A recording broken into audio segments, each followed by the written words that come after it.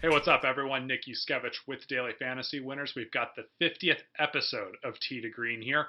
Very thrilled about 50 episodes. A little, pretty surprised actually. 50 episodes came on this quickly, but we've done obviously that doesn't even include all the content we've done in the past, whether it be on the forum over on the website at Daily Fantasy Winners or all the articles we used to do before starting up Tee to Green. So thanks to everybody who has been contributing with content, enjoying it, subscribing, and just and hopefully got some winning lineups out of all of this, and or at least made some good cash. And so hopefully we get another 50 episodes here a little bit more quickly, and maybe even more than that. Hopefully that'd be awesome. And so I would hopefully do this for a while.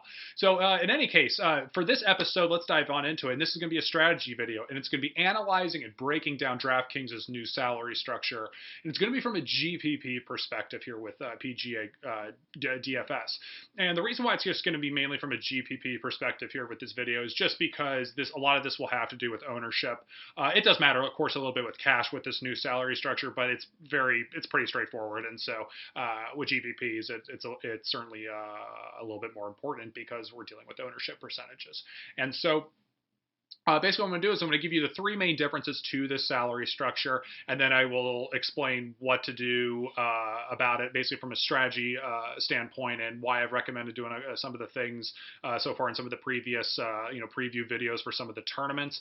And then when we get to that part of the strategy angle, I'll explain what the data is that you're seeing on the screen, but you don't have to worry about it just for right now. And so we'll put out one disclaimer here just before we dive into the three main points, and that is, with this new salary structure, I really don't know if this salary structure is here to stay. And I only say this because, DraftKings changed this. They tweaked their salary structure basically once we got onto the West Coast swing, or maybe it was even a little bit later than that. It was about a month, 6 weeks ago, something like that. And so basically reading into some things in the Twitter world, just between some people in the industry, a person or two over DraftKings, and people wanted to know, is this the new salary structure, or what's going on here? And basically what I had read into it was that DraftKings is going to be experimenting with the salary structure here at the beginning of the 2017 season. That's the way I had interpreted, just basing on the conversations. But it looks, so when I think of experimenting, I thought they'd be trying this structure 1 week, and then tweaking it for the next week, and then changing it again for the next week, and it would be maybe like a higher or lower min salary, or they make the best players a little bit more expensive, or they'd be changing certain things like each week. But it's pretty much been the exact same for the last month to 6 weeks or so. And so I'm just going to assume right now that this is the salary structure they plan on going with, at least for the immediate future. I mean, nothing's ever permanent in this industry, I don't think so. But for right now, it's a probably good assumption to assume this is what we're going with for a while, and so that's why I'm addressing it here. Okay, let's dive into the three main points of the new salary structure. Number one, when you click on a contest and you're getting ready to enter it, you have your 6 blank roster spots, and you will see the average price per player remaining before you click on anybody to roster is $8,333, obviously, and that's all the same. However, if you look at all the players that are more expensive than that average mark, so basically all players above that $8,333 mark, or even just kind of in that low 8K range, basically. At the absolute most, only about 10% of the field is above that mark. That's at the most. It's really a lot of the times closer to like 9%. And so that basically means you only got about a dozen golfers most of the time to choose from that are above the average salary mark. And so that means that obviously means you have over 100 golfers easily below that mark. And so you just have this huge log jam basically in that 6 to 7K range. Now, what this means is, and to get a little bit more specific about this, is the ceiling of the salaries. That's been the same, and that's in that 12-11K range. That's all been fine. Like usually, Dustin Johnson was just recently like 12.5K, and I don't think we've had anybody more expensive than that this year. But usually, there's the most expensive guys are upper 11K range or lower 12K range. That's usually been the same so far, and it obviously correlates a little bit to the sportsbook odds. But what's happened here is between basically the lower 10K and the mid 8K range, that area has thinned out. So some players that you might normally see who is especially in that 9K range. Whoops, there goes something fell back there. Is basically if you look at the 9K range kind of in there, you'll see that there are often only like 2 or 3, maybe 4 golfers at the most to choose from. And that is normally not the case at your average PGA tournament, and especially at some of the bigger tournaments like the WGCs. The WGC Mexico Championship just happened. There were only 3 players in the 9K range. So essentially, some of those guys you would see in that range are now priced, in that lower 8K range, even in the 7K range in some instances. And so that's the first main difference. And just, by the way, sorry, I just finished up the first point, is also, so what is happening because of this, because you're obviously going to spend all your salary, or most of your salary, I should say, $49,000 and some $100, or all the way up to $50K. What's happening is the ownerships of those players that are still in that 9K range or lower 10K or upper 8K range, their ownerships are inflated some. And so some guys that you might see that are like 15 to 20% owned normally are going to be owned more in that 20 to 25% range, just because there are fewer names to click on. And so, they're just, all the ownerships are inflated. It's just, it's pretty straightforward when you take a look at it from that perspective. And so from a GPP sort of perspective, it really doesn't matter that much, because these are golfers that have a very good chance of winning the golf tournament, obviously have a very high percentage chance of making the cut at least. And so if someone's going to be owned like 22, 23% instead of 18, 19%, like, it's really not a big deal. But that is one main difference, because all 3 of these main points are going to be connected to one another. So that's number one. The second one is the min salary has been $6,400 for like the last month or so. And if you played PGA DFS golf last year, or maybe it was this way in 2015, I can't quite remember exactly, but it was at least this way in 2016, I think, for a good part of 2015 as well. The min salary was at most like $6K, but oftentimes it was around like $5,500, and it varied a little bit week to week. Sometimes even like closer to $5K, I think, if I'm not mistaken. And so essentially the min salary has come up from about, we'll just call it $5,500 to $6,400. It's about $1,000 more expensive for the min salary. And so when I explained in point number one was that some of those guys in that 9K range, upper 8K range were priced downward, and they're in that lower 8K, upper 7, mid 7K range. What's basically happening is you just have this massive logjam of players between 6 and 7K. I mean, you basically are choosing from like, that's pretty much almost like, that's about 90% of your field, or just within like a, $2,000 gap, which is crazy. So you will have even at times of like, somebody who's 50 to 1 and 500 to 1 that are pretty much nearly the same price, which is crazy, obviously. And so that's the second point I was trying to make here. And then the third point is, because this will obviously make sense to you now, because you have some of those guys that are like 50 to 1 and 500 to 1 to win the tournament that are near the same price point, naturally the salaries are not following the sportsbook odds like they usually have been. Obviously 2016 was probably the best it was for doing this, and even 2015 was perfectly fine as well. But this was like, if you really played PGA DFS a while back, like 2013 or so, you'll know that like on a tournament basis, you would find a lot of the time that the tournaments or the salaries were not heavily correlated toward the sportsbook odds. And so it's pretty close to being about as weird as it was back then. And so basically, just for why DraftKings has decided to do this and experiment with it, I have no clue. Your guess is probably as good as mine.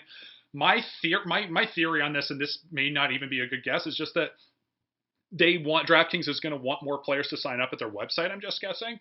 And so they want making lineups to be easy, essentially, and they want to attract more people. And so if they see that they can roster 1 or 2 more J.B. Holmes, Jim Furyk, Brooks Koepka, Brandt Snedeker, those guys. Snedeker's actually been more expensive than that. He's playing better than those guys. But just guys that would basically be, if you can roster a couple more of those guys instead of the some guys would be in that 6K range, like Harold Varner, maybe Ches Rive, those guys. Just, I mean, a bit more people kind of know who Varner is, I think. But essentially, basically, some guy or Honoribon Lahiri, like those kind of players, Alex Noren. That if for people that are more recognizable, they think maybe it'll attract more people. I don't know. That's just a theory. I could be completely wrong on this. But I'll just say this, though. I don't think it's great. I don't think it makes a lot of sense for the game personally, just because I think it takes away some of the skill out of it.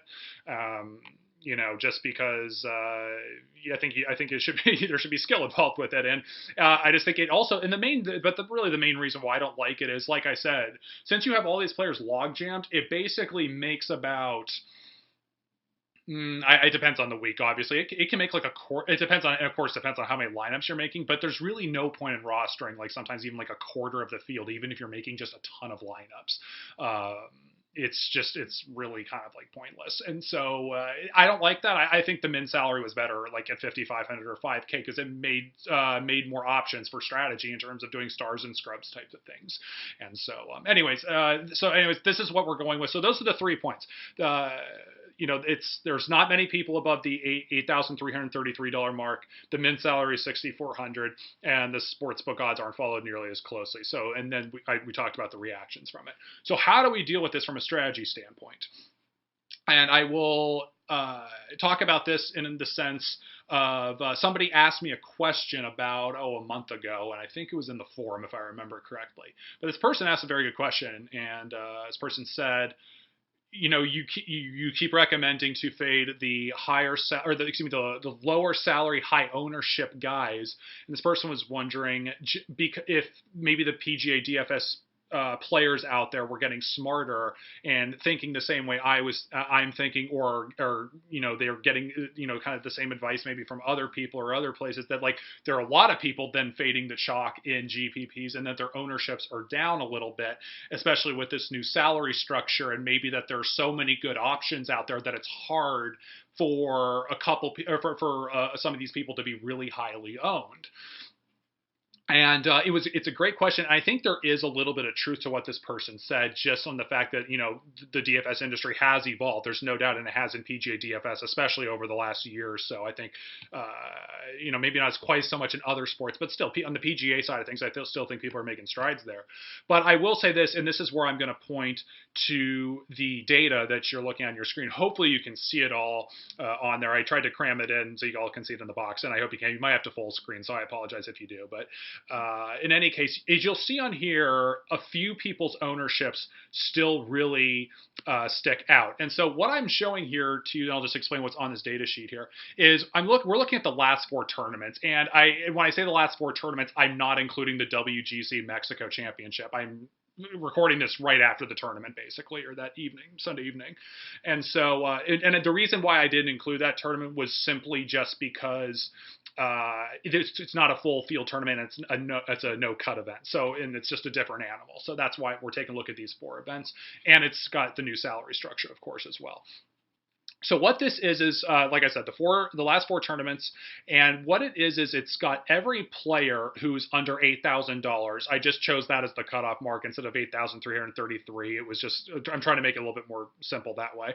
And the other reason, the other thing I've done here is I filtered it each tournament by their ownership percentage. So you can see here, like in column D here with the Waste Management Phoenix Open, you can see very clearly it's filtered by ownership. And the same for all the others as well. And so we've obviously got the player, we've got their salary, and then the Y's here under cut just means yes, this player was cut in the event, and they did not make the cut. And then if the player did make the cut, I put their result over here. Now what the color coding is, green and yellow here. Green just means this player was owned over 15%, and yellow means this player was owned over 10%.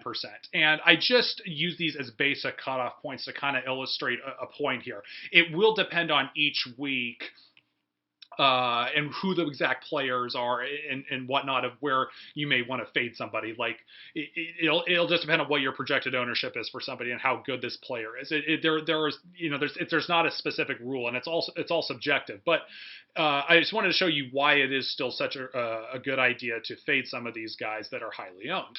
And so let's just say if you wanted to fade all the guys over 15% owned, you would see right here that at the Waste Management Phoenix Open, three of the top four highest owned guys that were under 8K all missed the cut. If you take a look at Pebble, three of the top six here at the Genesis Open, one of the top five. Honda 0 of 2.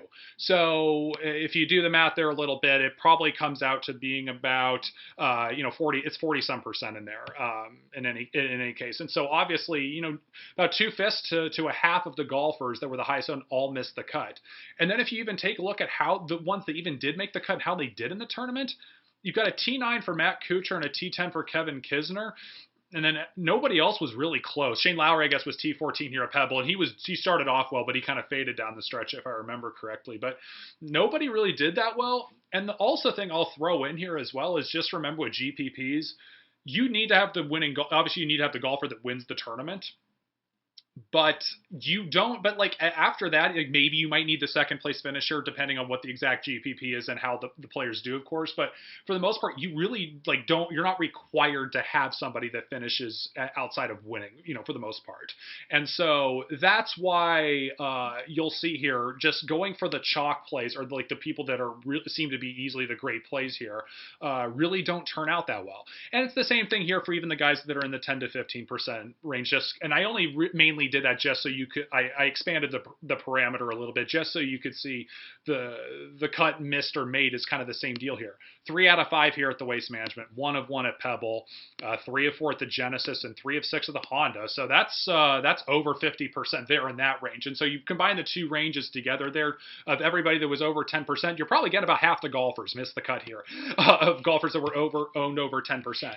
And I know this is somewhat of a small sample size I'm showing you over a 4-week stretch here, but I can promise you, and I have some other ownership data that I've compiled here, but it's a little bit sporadic and it's and everything like that, and I wasn't going to be able to put it here clearly on you here to show you exactly, but anyways, I can promise you with the experience I've got, working and doing content for everybody here in Daily Fantasy is that this is not abnormal. This is very standard. What happens each week? Like a lot of times, these highly owned golfers miss the cut. This is easily what happens each week.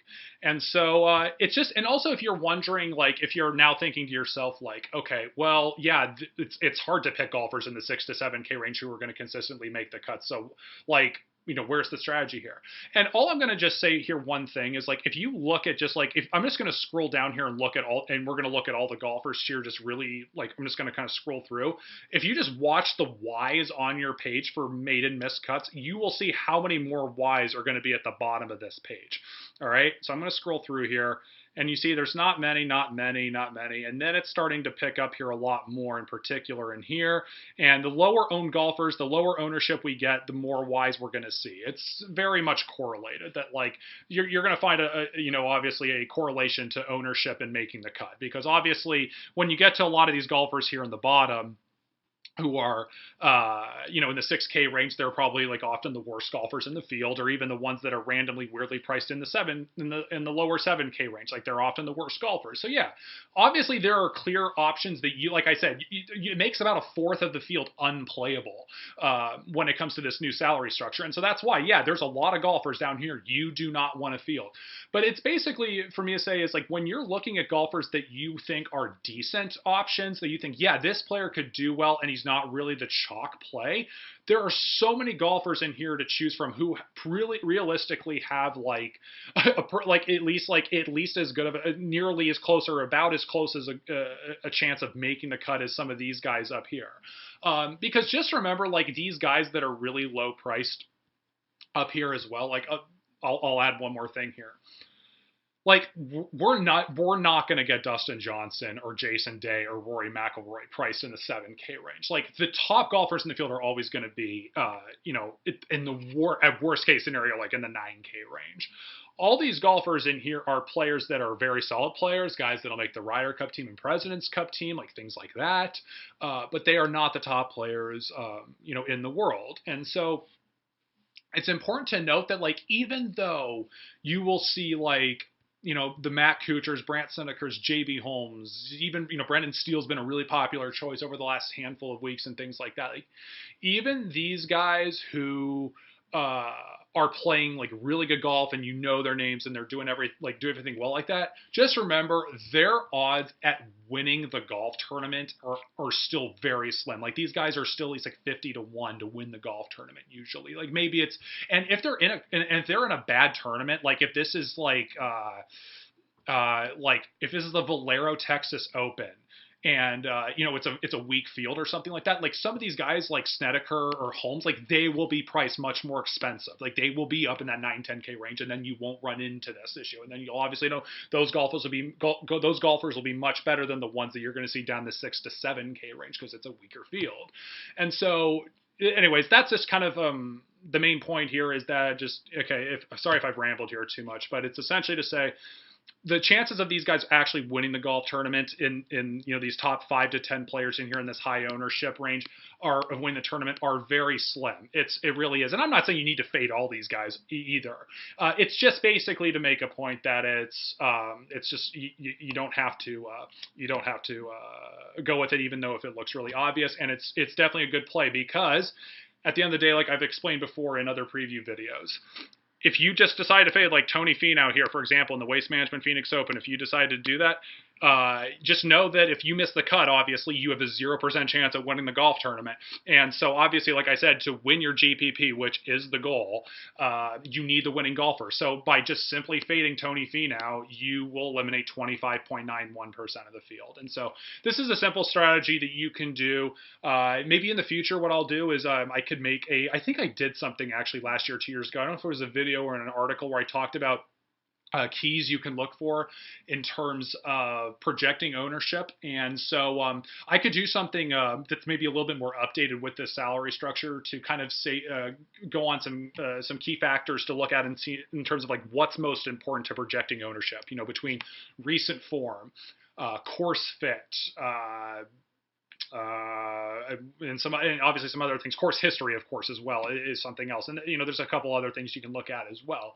And so maybe what I'll do is I'll make a video that just kind of lays out the importance a little bit on how I kind of try to guess the projected ownership. And it definitely varies week to week, of course, as well. And so and it's been a little bit tougher this year, of course, as well, because it's a different salary structure. Last year, I won't say I did bat 1,000% by any means, but as most people I think figured out down the stretch last year in particular, but most of last year, the ownerships I was giving out were pretty accurate as far as just which guys I would watch out for in terms of fading. And so this year, not batting quite as well, but it's still pretty good, I think, all things considered. And so, it's been a little bit of an adjustment period with the salary structure, and hopefully we'll get a little bit more fine tune here, in the weeks to come. And so, in any case, hopefully that all made sense. I know I rambled there a little bit and kind of threw out a lot of information together there at once. So hopefully it was clear to everybody. And so, thank you for watching very much. And so feel free to follow me on Twitter at Nick Yuskevich. And I'll be watching a lot more golf here coming up, definitely leading up to the Masters, of course, as well. And then Daily Fantasy Winners is on Twitter at DFantasyWinners. And of course, we always appreciate the likes and to the videos and the subscriptions as well to Daily Fantasy Winners. All right, thanks, everybody.